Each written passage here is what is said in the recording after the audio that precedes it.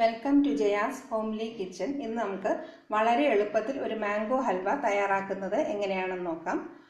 ഞാനിവിടെ 2 നല്ല പഴുത്ത മാങ്ങ തോല് ചെത്തി മിക്സിയിലിട്ട് ഒന്ന് അടിച്ചെടുത്തിട്ടുണ്ട്.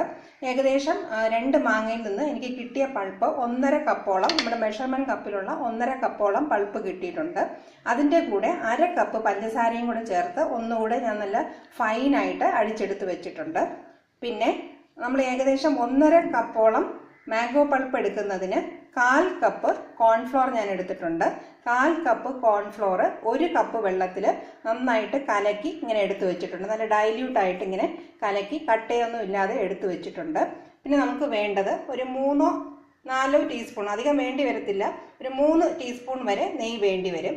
ഇത്രയാണ് ഇതിന് വേണ്ട ഇൻഗ്രീഡിയൻസ്. ഞാൻ ഇതിനകത്ത് അഡീഷണൽ ആയിട്ട് കളറോ ഏലക്ക പൊടിയോ നട്ട്സോ ഒന്നും ചേർക്കുന്നില്ല. ഇത്രയും ഇൻഗ്രീഡിയൻസ് മാത്രമേ ചേർക്കുന്നുള്ളൂ. ഇനി ഇത് തയ്യാറാക്കുന്നത് എങ്ങനെയാണെന്ന് നോക്കാം. ആദ്യം നമുക്ക് ഈ മിക്സ് ചെയ്ത് വെച്ചിരിക്കുന്ന കോൺഫ്ലോറും ഈ മാംഗോ പൾപ്പും 1 ടീസ്പൂൺ നെയ്യും കൂടെ ചേർത്ത് ഏത് പാത്രത്തിലാണോ നമ്മൾ തയ്യാറാക്കുന്നത് അതിൽ നന്നായിട്ടൊന്ന് മിക്സ് ചെയ്ത് വയ്ക്കണം. എല്ലാ ഇൻഗ്രീഡിയൻസും കൂടെ ഞാൻ നന്നായിട്ട് മിക്സ് ചെയ്തെടുത്തിട്ടുണ്ട്. ഞാനിത് നോൺ സ്റ്റിക്ക് പാനിലാണ് തയ്യാറാക്കുന്നത്. ഇതിനകത്ത് പ്രത്യേകം ശ്രദ്ധിക്കാനുള്ളത്, ഗ്യാസ് ഓൺ ചെയ്തിട്ട് ഏറ്റവും ലോ ഫ്ലെയിമിൽ വെച്ച് വേണം ഈ ഹൽവ തയ്യാറാക്കി എടുക്കാനായിട്ട്. നമ്മൾ ഹൈ ഫ്ലെയിമിലോ മീഡിയം ഫ്ലെയിമിലോ വെക്കുകയാണെങ്കിൽ ഇത് പെട്ടെന്ന് കട്ട പിടിച്ച് നല്ല നമുക്ക് ബോൾ പോലെ കിട്ടും. പക്ഷേ ഇതിൻ്റെ ഒന്നും റോ ടേസ്റ്റ് മാറി കിട്ടത്തില്ല. അതുകൊണ്ട് ഇത് ഏറ്റവും ലോ ഫ്ലെയിമിൽ വെച്ച് നന്നായിട്ട് ഇളക്കി ഒന്ന് കട്ടിയാക്കി എടുക്കണം. ഇത് ഏകദേശം ഒരു 15 മിനിറ്റോളം ലോ ഫ്ലെയിമിൽ വെച്ച് തന്നെ ഇത് നന്നായിട്ട് നമുക്കൊന്ന് വേവിച്ചെടുക്കാം.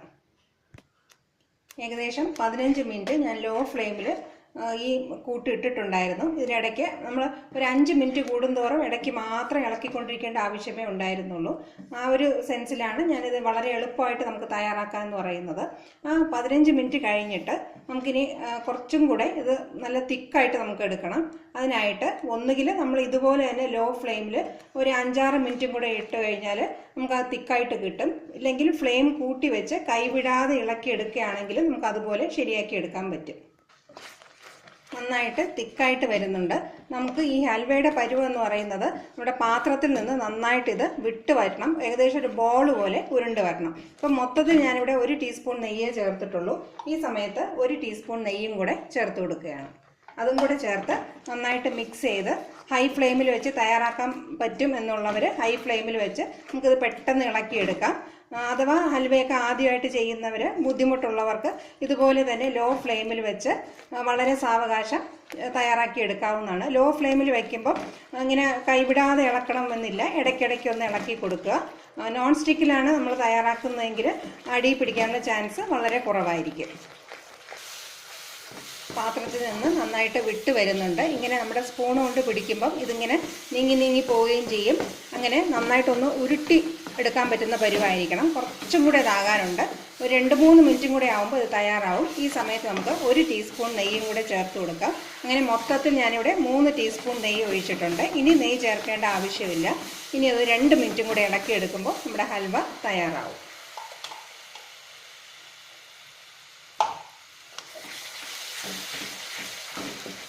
ഹൽവ പാത്രത്തിൽ നിന്ന് നന്നായിട്ട് വിട്ട് വരുന്നുണ്ട്. എല്ലാം കൂടെ ചേർന്ന് ഒരു ബോളായിട്ട് വരുന്നുണ്ട്. ഈ സമയത്ത് നമുക്ക് ഗ്യാസ് ഓഫ് ചെയ്ത് നമുക്ക് മോൾഡിലേക്ക് ഒഴിച്ചു കൊടുക്കാവുന്നതാണ്. നെയ്യ് പുരട്ടി വെച്ച പാത്രത്തിൽ വേണം ഇത് ഒഴിച്ചു കൊടുക്കാൻ.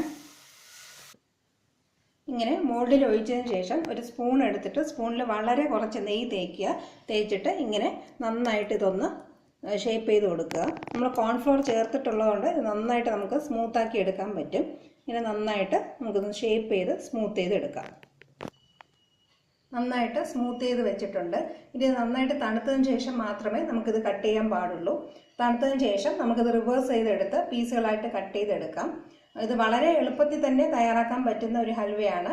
കാരണം നമ്മൾ ഈ തയ്യാറാക്കുന്ന ഫുൾ സമയവും നമുക്ക് ഇളക്കാതെ തന്നെ ലോ ഫ്ലെയിമിൽ വെച്ച് എടുക്കുകയാണെങ്കിൽ ഈ ഹൽവ നല്ല രീതിയിൽ തയ്യാറാക്കിയെടുക്കാം. പിന്നെ ഇളക്കാനായിട്ട് ബുദ്ധിമുട്ടില്ലാത്തവർക്ക് ആദ്യത്തെ ഒരു 15 മിനിറ്റ് കഴിഞ്ഞിട്ട് ഒന്ന് ഇളക്കി കൊടുക്കുകയാണെങ്കിൽ പെട്ടെന്ന് തയ്യാറാക്കിയെടുക്കാം. ഇനി നമുക്കിത് തണുക്കാനായിട്ട് അനുവദിക്കാം. ഹൽവ നന്നായിട്ട് സെറ്റായിട്ടുണ്ട്. നമുക്കിനി തിരിച്ചിട്ടെടുക്കാം. ഇനി നമുക്ക് ഇഷ്ടമുള്ള ഷേപ്പിൽ ഇത് കട്ട് ചെയ്തെടുക്കാവുന്നതാണ്. ഞാനിവിടെ ഏകദേശം 1/2 കപ്പ് പഞ്ചസാരയാണ് ചേർത്തിട്ടുള്ളത്. ഓരോരുത്തർക്കും കിട്ടുന്ന മാങ്ങയുടെ മധുരത്തിനനുസരിച്ച് പഞ്ചസാര ചേർക്കാവുന്നതാണ്. നല്ല മധുരമുള്ളതാണെങ്കിൽ അളവ് കുറയ്ക്കുകയും ചെയ്യാം, വേണമെങ്കിൽ കൂട്ടി തന്നെ തയ്യാറാക്കുകയും ചെയ്യാം. അത് ഓരോരുത്തരുടെ ഇഷ്ടം പോലെ തയ്യാറാക്കുക. പിന്നെ പാചകം ചെയ്യുന്ന രീതി ഞാൻ പറഞ്ഞു തന്നായിരുന്നു. ലോ ഫ്ലെയിമിലിട്ട് വളരെ എളുപ്പത്തിൽ തന്നെ ഈ ഹൽവ തയ്യാറാക്കിയെടുക്കുക. ഇങ്ങനെ ചെറിയ പീസുകളായിട്ട് കട്ട് ചെയ്ത് വെച്ചിട്ടുണ്ട്. ഇതെല്ലാവരും തീർച്ചയായിട്ടും ട്രൈ ചെയ്ത് നോക്കുക. നല്ല ടേസ്റ്റി ആയിട്ടുള്ളൊരു ഹൽവയാണ്. Thank you for watching my video.